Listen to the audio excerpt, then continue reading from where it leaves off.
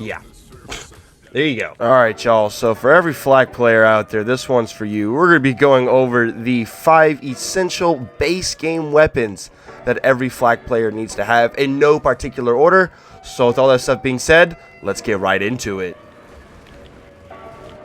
Ah, yes, the Monarch. Introduced along with Mayhem 2.0 back in April of 2020, you can farm this at level Mayhem 6 over in the Electricity from the homie Kilovolts. An absolute upgrade over something like the Dictator. Not only does it shoot more pellets, but the spread is actually a rectangle, unlike a giant straight line, which means you're actually going to be able to hit all of your pellets on your target very, very consistently. Especially, you know, the bigger they are, the easier you're going to have with them. But this thing's been dominating the game ever since it's been introduced, and is 1000% a must-have for all Flak players. Once again, you have to be on Mayhem 6, and you have to head over to the Electricity and farm Kilovolt.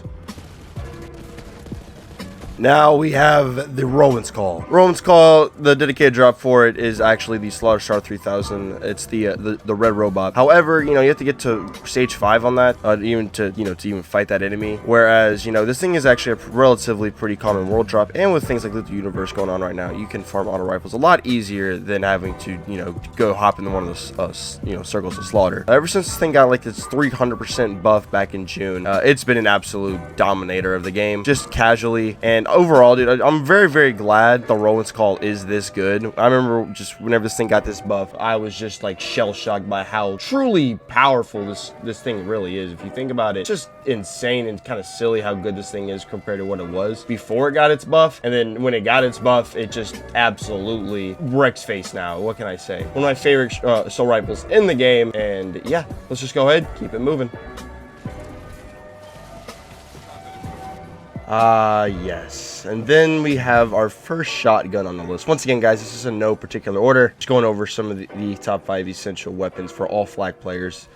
That's in the base game, no DLC required. And let's just be real here, you're gonna notice a theme on this list, but we're talking about the Reflex for a little bit, so here we are. Once again, another weapon introduced in April 2020 with the Mayhem 2.0 update. You can actually farm this on Mayhem 6 and above over Eden 6 against Genevieve. The shotgun is literally a carbon copy of the Brainstormer, but it just does higher damage. It's simply a power crept version of the Brainstormer, which just kind of stinks because I know a lot of people like that shotgun, but at least it's not behind a paywall. Puts in absolute work. I've used this shotgun to solo the True Guardian takedown plenty times. It's just so good, and overall just one of my favorite shotguns in the game. I love this thing, and I'm pretty sure most of the community does as well. But yeah, let's go ahead, keep the list moving. Yes, then we have something like an OPQ system, also another Revenge of the Cartel style weapons. Very, very powerful. Definitely the best Atlas weapon in the game for sure. If this wasn't for this thing, Atlas would literally have 2 decent weapons to stand on. Once again, one of the weapons that was, as soon as it was introduced into the game, it was just like, whoa,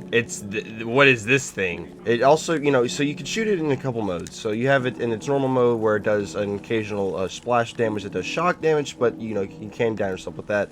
Or you could shoot out another drone. Now, back when this gun first came out, you could be on Moe's, hopping some for the road, and then you could like spawn an army of those little drones, and it was honestly pretty disgusting. Now, do bear in mind, you can down yourself with this thing a little consistently if you are a little too close to the enemy, so just keep that in mind.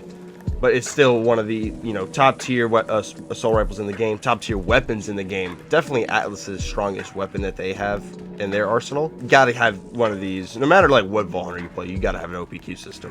Last but not least, we have the Hellwalker. I bet every single one of you guys knew this gun was going to be, like towards the end of the list, or at least guaranteed to be on the list. What can I say? This thing, ever since it got its massive like 550% damage buff, the shotgun has been an absolute menace to the games, like to all the enemies in the game. Since this thing got its huge buff, this thing has been an absolute bruiser. Yeah.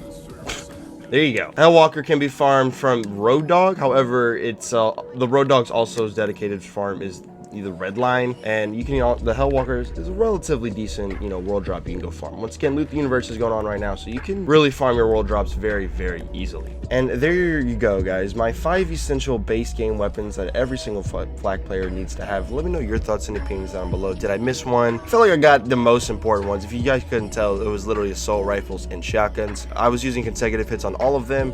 If you can get consecutive hits or next to mags, literally on any of the weapons, you'll be good to go, and you'll be putting in massive work. But other than that, though, guys, that is going to just about wrap up the video. Hope y'all enjoyed. My name's Kree, and we'll see y'all in the next one. Peace out, everybody.